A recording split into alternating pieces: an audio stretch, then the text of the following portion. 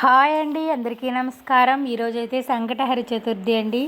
మన సంకటాలన్నీ తొలగించి మన కోరికలన్నీ నెరవేర్చే ఆ వినాయకుడికి ఈరోజు అయితే ఉదయం 5:45 అంటే 6 గంటలకు యమగండం కదా, 6 గంటల ముందుగానే విఘ్నేశ్వర పూజ చేసుకొని స్వామివారికి అయితే ముడుపైతే కట్టుకున్నాను.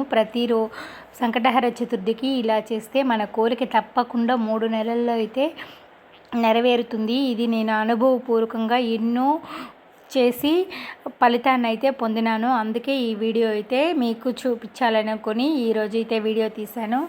5:45కైతే స్నానం చేసి ఇంటి పని అంతా చేసుకునేసి ఈ వినాయకుడికైతే నా దగ్గర తెల్ల జిల్లేడు వినాయకుడు ఉంది. ఈ వినాయకుడు నా దగ్గర 15 సంవత్సరాలుగా ఉంది.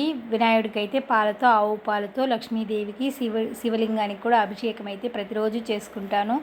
వినాయకుడికి పసుపుతో నూరి రోజు అయితే సమర్పించి కుంకుమ సమర్పించి, అదేవిధంగా గరిక, మందారాలు, ఇది వినాయకుడికి ఎంతో ఇష్టమైన మందార ఆకులు అంటే సమర్పిస్తే చాలా ఇష్టం అంటే వినాయకుడికి.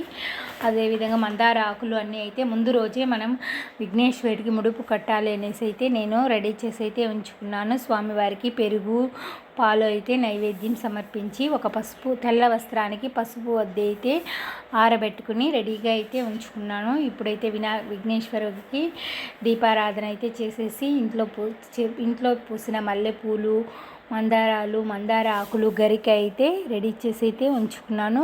ఆ వేళకైతే ఉదయం అయితే అయిపోయింది కాబట్టి అన్నీ రెడీ చేసుకున్న తర్వాత బియ్యంలో ఒక పసుపు గుడ్డలో 5 గుప్పెళ్ళ బియ్యం అయితే వేసినాను.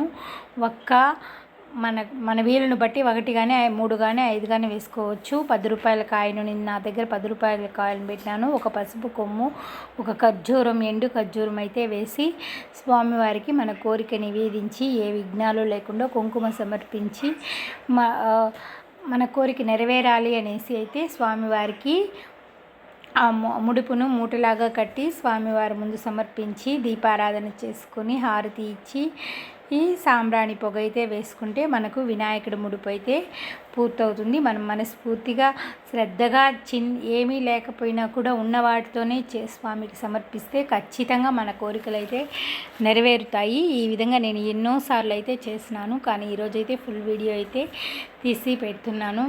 వినాయకుడికి గరిక అయితే కోసుకొని వచ్చేసి గరికను కూడా సమర్పించేస్తాను. ఈరోజు సంకటహర చతుర్థి రోజు గరిక సమర్పిస్తే చాలా మంచిది కదండి.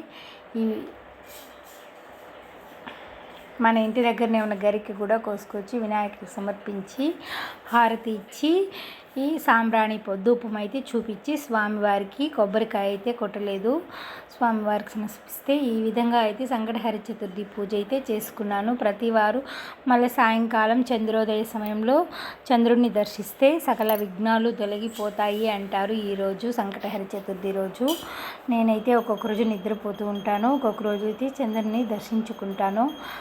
స్వామివారికి హారతి ఇచ్చేసి అందరూ దండం పెట్టుకొని ఇప్పుడు మళ్ళీ స్వామివారికి సాంబ్రాణి ధూపం కూడా అయితే వేసుకున్నాను. ఈ వీడియో నచ్చిందంటే ఒక లైక్ చేయండి, సబ్స్క్రైబ్ చేసుకోండి. మీరు మీ కోరికలు ఏదైనా ఉంటే తప్పకుండా సంకటహర చతుర్థి రోజు ఒక పసుపు వస్త్రంలో ముడుపు అనేది కట్టుకోండి, తప్పకుండా నెరవేరుతుంది.